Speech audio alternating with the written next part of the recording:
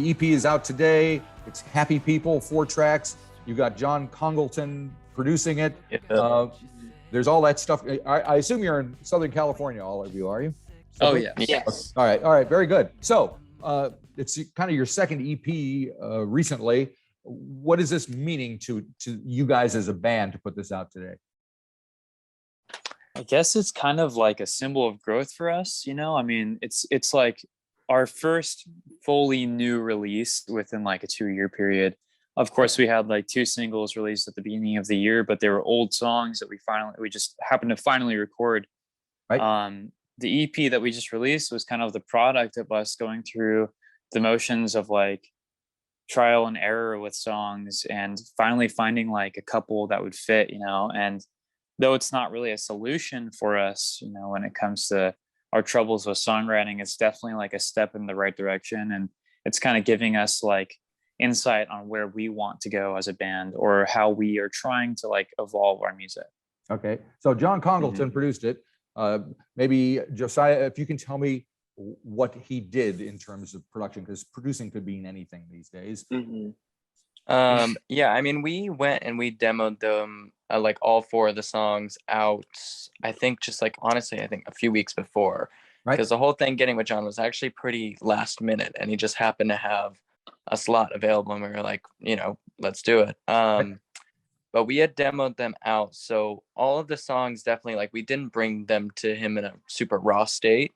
Like, it was very, we had come up with a lot of the parts we wanted in there, and we had pretty much all the melodies worked out, and the lyrics were lacking a little bit, but we were just writing those, you know, while we were recording the songs there with him. But John, I think, really like pushed us creatively, because John's creative process and production process is like, it's really interesting. He kind of just like, whatever you want to do, if anybody in the room has an idea of like, oh, we could try this, he's just like, okay, well, let's try it. And we try a shit ton of things for a song and then just kind of pick and choose what we're gonna have in there. But John was really, really cool to work with, and he's a very hard worker, and he's great creatively. So it was awesome. Excellent. Now, Lucas, you're the drummer. What was the vibe Yes. like in the studio working with John? Did you spend like hours getting the right drum sound, or was it kind of organic? Give me a feel for what was happening. I think it was very organic while also being very focused. Because we didn't have the most time in the world to like record everything and get everything done, so we had to get it done relatively soon. But also, John was able to keep the environment very kind of fun and very comfortable, and it was easy. It was very easy to be around him and just throw out an idea, and he'd be very receptive of whatever you would want to throw out, and he'd be really good at bouncing back and forth. But it was still also, we had a time constraint, and he's a very hard worker, so we were all on the same page of like, let's really get this done and make something good, I would say. Now we need to talk to Corbin over there. He's the guitar man. Wake up, Corbin. What do I have? Well, the opening track is Happy People, and there's a video along with it. Maybe you can tell me what was involved in making the video and what you know about the songwriting and the recording of it. Everybody walks in line, standing on their heads. Look them in the eyes and gladly shake their hands. And all the happy people say, but they don't say what's in between. And it's tearing me up, I get low.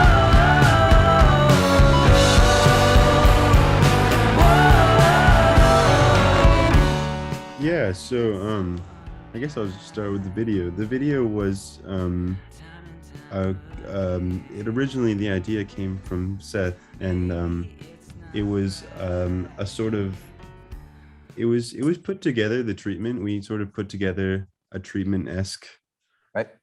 thing, and we sent it out, and after reviewing lots of directors that were sent to us, we weren't really finding one that got the idea and that sort of had faith in it. And that was troublesome because we all really loved the idea. We were all really into the idea of the video.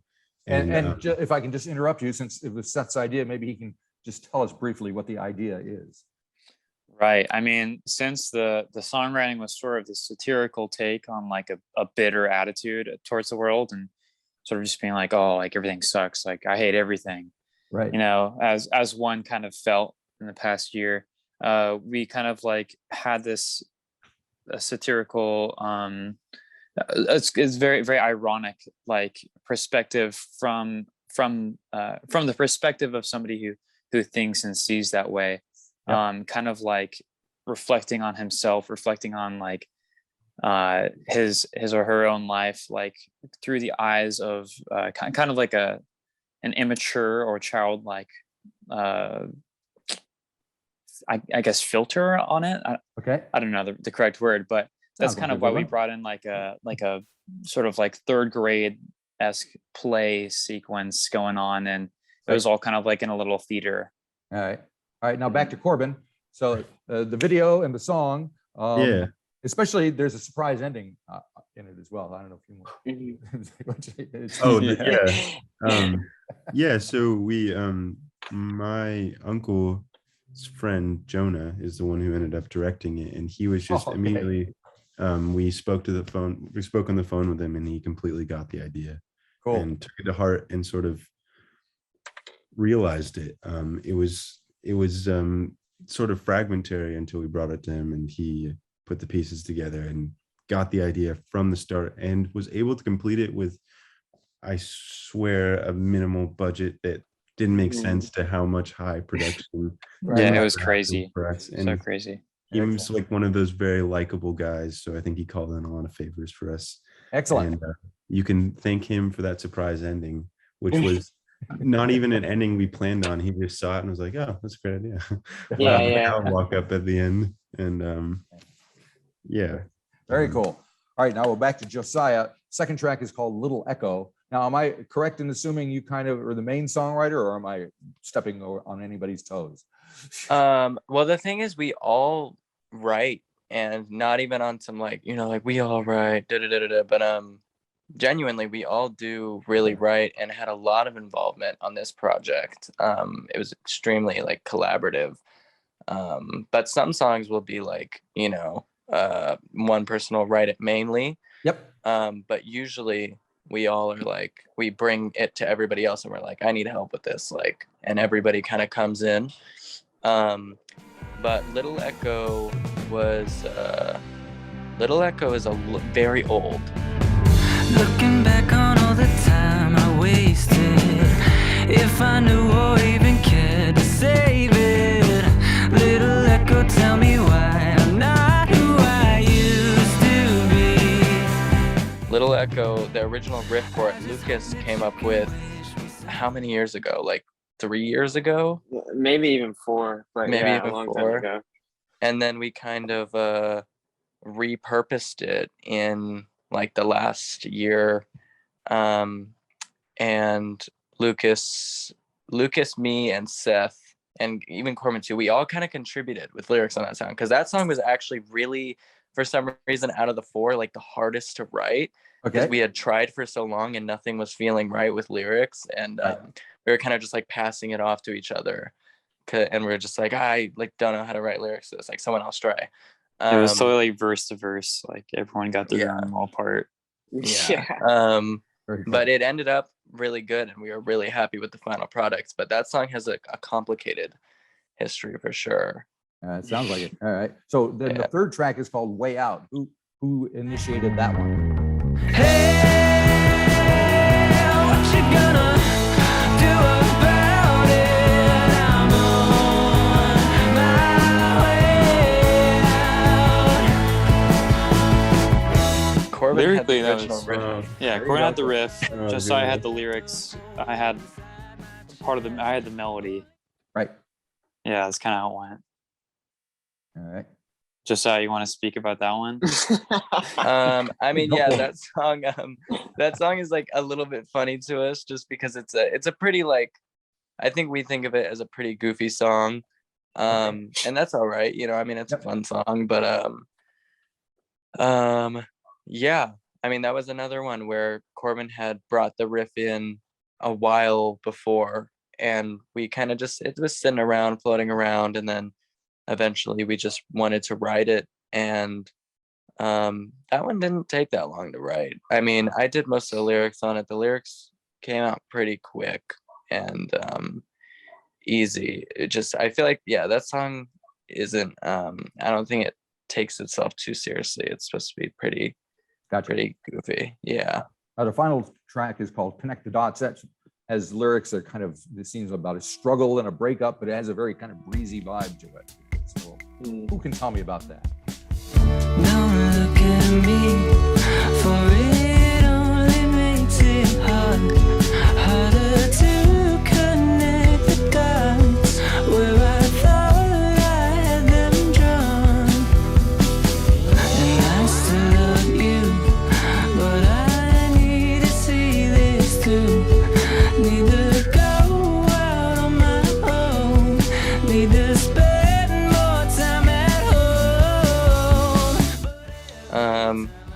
I actually I wrote Go for it, man. I wrote pretty much all the lyrics on that song actually. And Seth, actually that song has been around for forever. That was a same very, thing with very old song.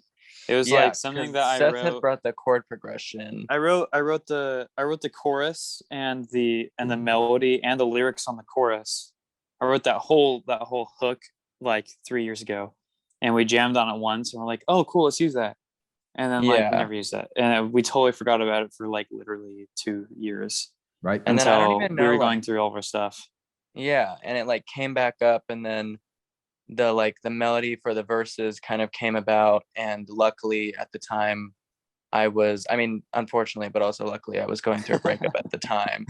And lyrics for that song just came, and it kind of just took a whole new meaning as a song rather than just being this old thing we jammed on once. And it just came together and fit. Cool. All right, so we've dissected the EP. So you guys, are you gigging? I don't know what the vibe's like down where you are, or upward, because I'm down here. But yeah, I mean, what are the live shows like these days? What's the scene like?